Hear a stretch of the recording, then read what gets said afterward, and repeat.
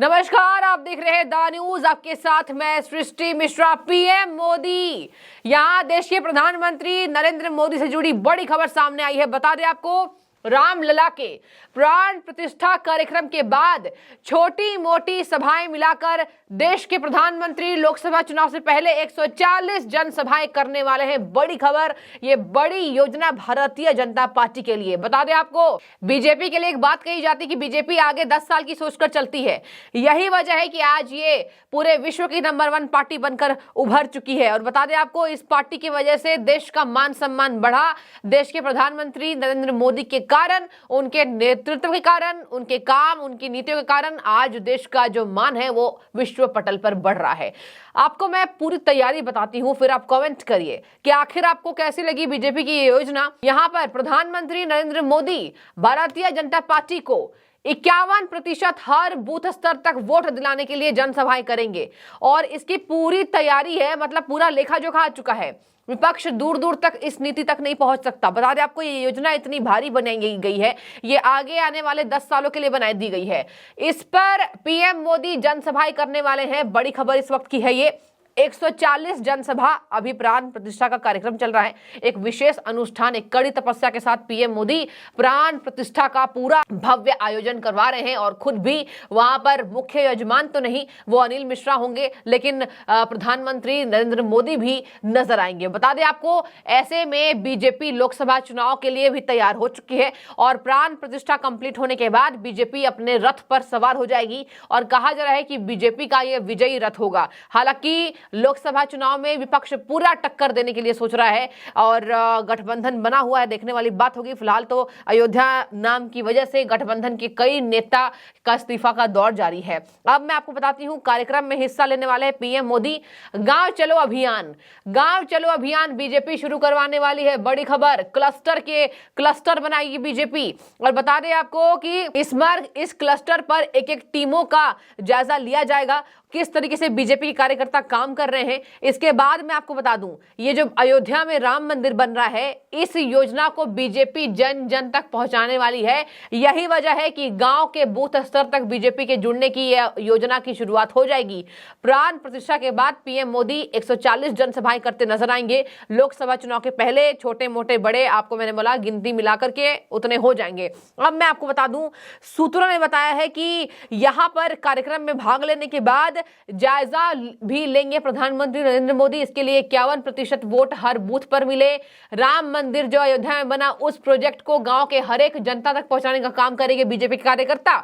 यानी बीजेपी राम मंदिर प्राण प्रतिष्ठा के कार्यक्रम को गांव तक से जोड़ेगी कि बीजेपी ने क्या किया, अपने मैनिफेस्टो में क्या था, पुरानी पार्टी है और क्या क्या करके अब तक देश में दिया। और बता दें आपको, बीजेपी ने अभी तक कौन कौन सी यहाँ जनता के लिए लाभकारी योजनाएं निकाली या फिर जनता के लिए जन कल्याणकारी योजनाएं जितनी है बीजेपी की, वो तक बूथ स्तर पर पहुंचाने का कार्यक्रम होने वाला है। और यही वजह है कि पीएम मोदी 140 जनसभा करते नजर आएंगे। बता दें आपको, यहां पर कहा जा रहा है कि 2019 में पहले ही उस बूथ पर 51% वोट हासिल कर लिए गए थे और कहा जा रहा है कि गांव चलो अभियान के तहत ये हो रहा है और तो उस आंकड़े को भी पार कर लिया जाए, ऐसा बीजेपी का लक्ष्य है। 2019 के भी आंकड़े को पार कर लिया जाए, बीजेपी ये लक्ष्य बनाकर चल रही है। 2019 में भी भाजपा ने ऐसा ही अभियान शुरू किया था। बता दें आपको कि इसके लिए कौन कौन सी टीम बनाई गई है, जरा सुन लीजिए। बहुत लंबी तैयारी बीजेपी की है। संयोजक और सह संयोजकों की टीम बनाई गई है। पार्टी ने इस अभियान के लिए टीमों का गठन करने का फैसला कर लिया है। राज्य स्तरीय टीम का गठन होगा और चुनाव से पहले एक एक कार्यकर्ताओं के जिम्मे खूब भारी काम आने वाला है, तो कार्यकर्ता अपनी कमर कस लें। और बता दें आपको, बीजेपी कार्यकर्ताओं का ये बहुत टाइट शेड्यूल होने वाला है। लोकसभा चुनाव में चैन की नींद नहीं लेंगे बीजेपी कार्यकर्ता, क्योंकि बीजेपी ने ऐसा कार्यक्रम बना दिया है। बता दें आपको, गठबंधन के सामने अगर जीतना है तो बीजेपी को ये नीति अपनानी पड़ेगी और अगर गठबंधन को जीतना है तो बीजेपी के सामने अपने आप को पार पाने वाली नीति गठबंधन के नेताओं को, कांग्रेस को बनानी होगी। और यही वजह है कि अभी पूरा आर पार का मामला आपको दिखाई दे रहा है। राम मंदिर की वजह से बीजेपी सोच रही है कि चुनावी शंखनाद हो चुका है और राम मंदिर भव्य बनकर तैयार हो रहा है। इससे बीजेपी के वोट शेयर बढ़ेंगे। बीजेपी को इस कार्यक्रम को गांव गांव तक पहुंचाने का पूरा अभी जिम्मेदारी निभाने वाली है। इसके साथ मैं आपको बता दूं, शहर और गांवों की अलग अलग टीम होगी दर्शकों, सह संयोजक होंगे, अधिकारी इसके लिए नियुक्त किए जाएंगे, क्लस्टर बनेगा। बता दें आपको कि ऐसे प्रत्येक क्लस्टर की 7 से 8 लोकसभा सीटें हिस्सा है। एक क्लस्टर की 8 से 9 लोकसभा की सीटें हिस्सेदार में आती हैं।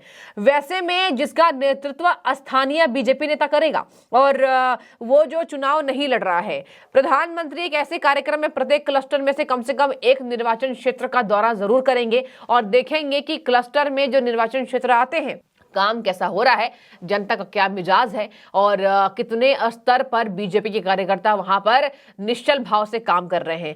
बता दें आपको छुट्टी भी होने वाली है, बीजेपी के नेताओं की छुट्टी भी होगी जो काम नहीं करेंगे।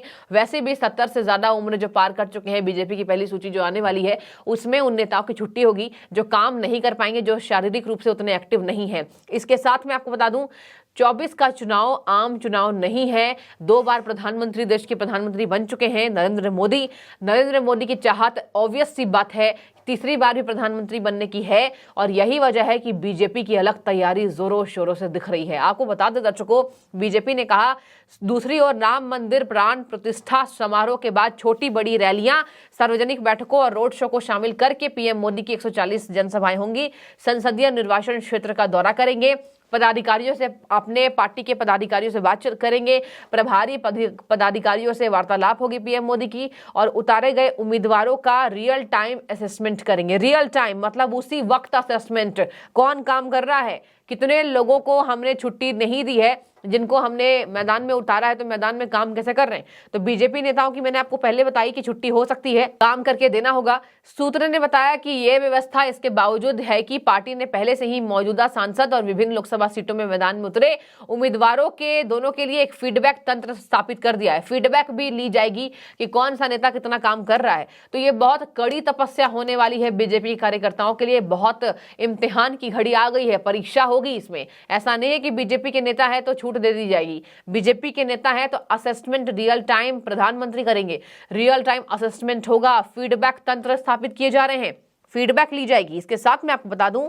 क्लस्टर प्रभारी की निगरानी में ये कार्यकर्ता रहेंगे, जिसमें गृह मंत्री अमित शाह, भाजपा के राष्ट्रीय अध्यक्ष जेपी नड्डा, रक्षा मंत्री राजनाथ सिंह और राष्ट्रीय महासचिव संगठन बीएल संतोष शामिल है। तो समझ जाइए कितनी बड़ी जिम्मेदारी बीजेपी देने वाली है।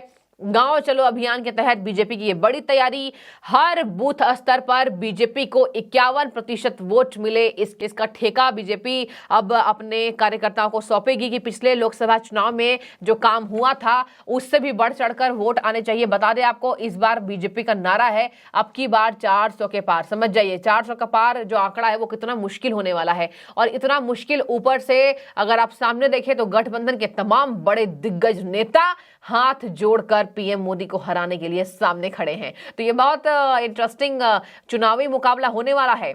लेकिन अयोध्या का प्राण प्रतिष्ठा समारोह बीजेपी इसको गांव-गांव तक जोड़ेगी और बीजेपी 24 की साधने की तैयारी राम मंदिर से कर रही है। आपकी जो भी राय हो जरूर रखें। बहुत बड़ी यहाँ पर यहाँ चुनावी रैली होगी, प्रधानमंत्री की 140 जनसभाएं होंगी। जो भी आपकी राय हो जरूर रखें। शुक्रिया आपका।